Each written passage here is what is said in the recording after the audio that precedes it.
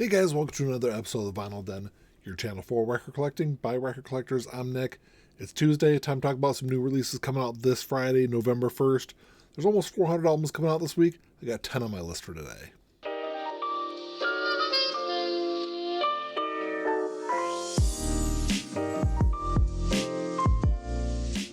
There's a bunch of links down below. You got links for the Vinyl Den Facebook group, for the merch page, for the Spotify and Apple Music playlist that I put together every week, and the Patreon page. So make sure you check all that out. Like always, if you enjoyed the episode, make sure you give me a thumbs up, hit that subscribe button down below, and make sure you hit that notification bell so you're notified every time I release new episodes. Like I said in the intro, there's almost 400 albums coming out this week. I'm only going to talk about 10 on the show though today, so if it's something I don't talk about, make sure you drop me a comment down below. Let me know what you're looking forward to grabbing. And like always, if you're unable to find these in your local brick and mortar stores, they should all be available online. I'll put links down below in the comment section. You can also always go over to the Vinyl Den Amazon store. All the pre-orders are on there. There's new releases on there. There's vinyl accessories, all sorts of stuff to check out. The big release this week, of course, is the new album from The Cure. This is Songs of a Lost World. I've been a big fan of The Cure since I was a kid. But this is their 14th studio album. It's a 2 LP release. It's going to run you about $33 online. There's a couple different versions of this. There's a clear version and a white version. I think are both exclusive to The Cure's website. Of course, it's going to be available on black vinyl also. And then there's a gray and black that's the indie exclusive. It's the band's first album in 16 years. It's actually supposed to come out back in 2019, but there's been a bunch of delays, and I think Robert Smith kind of takes credit for all the delays. He really wanted to make sure this album was perfect when it got released. But to be completely honest, I haven't been a big fan of really any of their albums since Wish was released, but I've been really impressed with a couple of singles that they've released, and I've heard, I think 5 or 6 of these songs I heard on their tour last year. So, even though I haven't been a big fan of the last couple of albums, I've got really high expectations for this new release. I don't have a pre-order yet, but I'm definitely going to grab a copy. And actually, this is something I didn't really realize until just recently. This is the band's second album that's ever been fully written, composed, and arranged all by Robert Smith himself. So the other one being The Head on the Door, which is also an incredible album by the band. So definitely looking forward to that one this week. And we got the 30th anniversary edition of Weezer's debut album coming out this week. Released back in 1994. There's a couple of different versions of this. There's a 1 LP version. It's going to be on blue and clear vinyl. It's going to run you about $31. And then there's this big super deluxe edition that they're releasing. There's 4 LPs, 1 10-inch, 1 7-inch in the super deluxe box set. In my opinion, this is one of the best debut albums of the 1990s.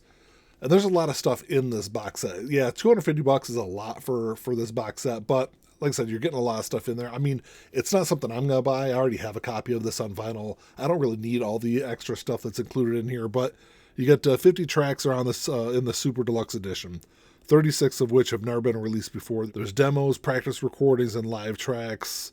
Of course, it also has lithographs, and there's, what else is in here? There's a poster, there's stickers, and there's a bunch of other stuff in there that no one really cares about. There's dice in here, there's pins in here also. It does come in this really cool blue sweater covered slipcase, which I think is kind of cool looking. It's a nice way to do the box set, to present it, but $250 is a lot for me for that box set.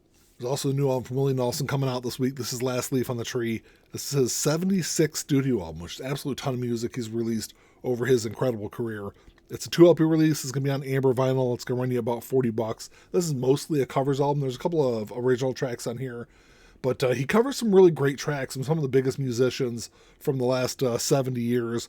But he's got songs on here by Tom Waits, by Beck, Nina Simone, Warren Zevon, Neil Young, among others. I think this is also the first time he's ever had his son Micah produce an album for him.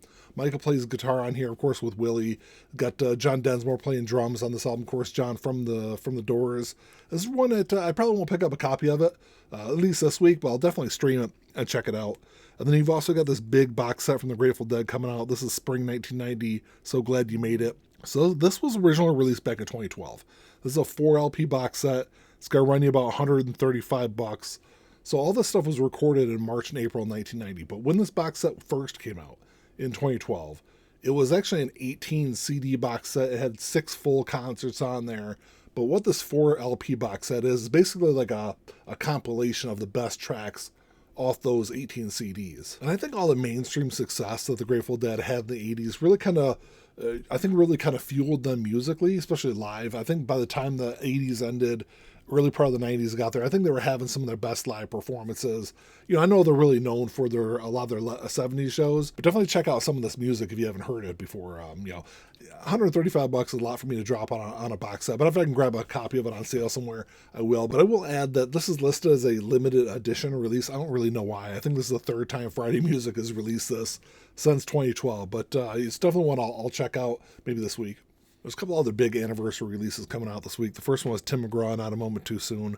Released back in 1994. This is his big smash hit, second studio album. It really introduced the world to Tim McGraw. Some of his best known tracks are on this album. You got the Indian Outlaws on here, Don't Take the Girls on here. Even Not a Moment Too Soon was a pretty big track off of this one. This one's going to run you about $24 online. This is an album that I've long considered one of the best country albums of the 90s, so I'll definitely grab a copy of that one. And then speaking of great albums, you also got the 20th anniversary edition of Confessions by Usher coming out this week. Released back in 2004, it was his second studio album. 2 LP release is going to run you about $40.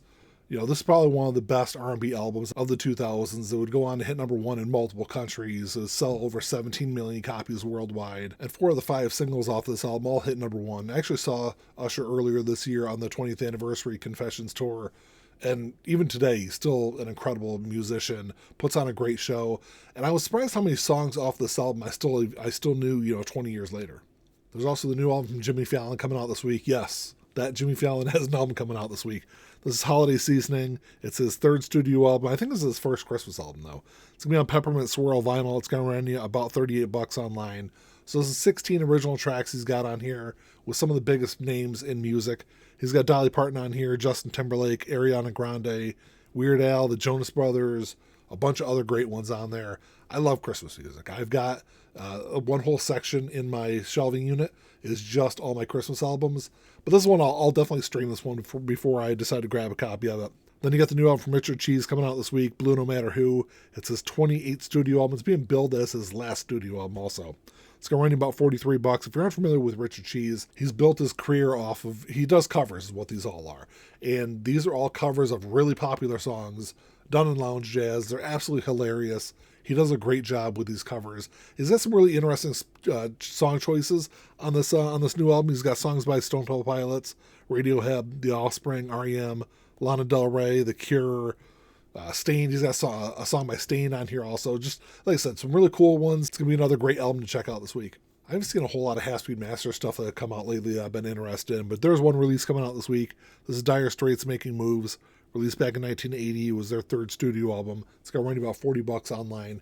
This is all half-speed mastered at Abbey Road Studios, which I know the Abbey Road Studios half-speed master stuff can be kind of hit or miss. So I always wait till the album comes out to read reviews on it. I know Brothers in Arms was the band's big album. I think it's still their highest selling of all time. But I've always preferred this album. I always think this is a better album, and it might be because this was the first one of theirs I listened to all the way through. But this album does have Romeo and Juliet on here. It's got Tunnel of Love. Those are both big tracks. Like I said, I'll wait to read the reviews on that one before I decide to grab a copy of it. Of course, produced by the legendary Jimmy Iovine with Mark Knopfler. And then the last release I got on my list this week is the self-titled debut album from Enuff's Enuff, released back in 1989. It's going to run you about $38 online. It's on translucent green vinyl. This is a Friday Music release. And I think this is like the 10th time this album has been released in the last few years. People always want to complain about reissues and how many reissues there are. This is an album where I love this album. I've got a couple of different copies of this one, but do we really need another reissue of this one? This is an album where I've always said, had it been released a year or two earlier, I think it would have been a much bigger album than it was. Surprisingly enough, the band is still together releasing music. They just released their 17th album a couple of years ago. And even as much as music has changed over the last, 35 years, the band really hasn't. I mean, yes, they've evolved their sound a little bit, but you listen to their latest album, you can still hear some of that glam metal influence that they have. Well, that's all I got for you today, guys. Thanks for checking the show out. Make sure you drop me a comment down below. Let me know what you guys are looking forward to grabbing this week. I'm definitely, like I said, I'll definitely grab a copy of the Cure album. I might grab that Tim McGraw. I got some question marks next to some other ones, but let me know what you guys are looking forward to. Like always, if you enjoyed the episode, make sure you give me a thumbs up. Hit that subscribe button down below. That's all I got. Until next time, keep on spinning. Peace.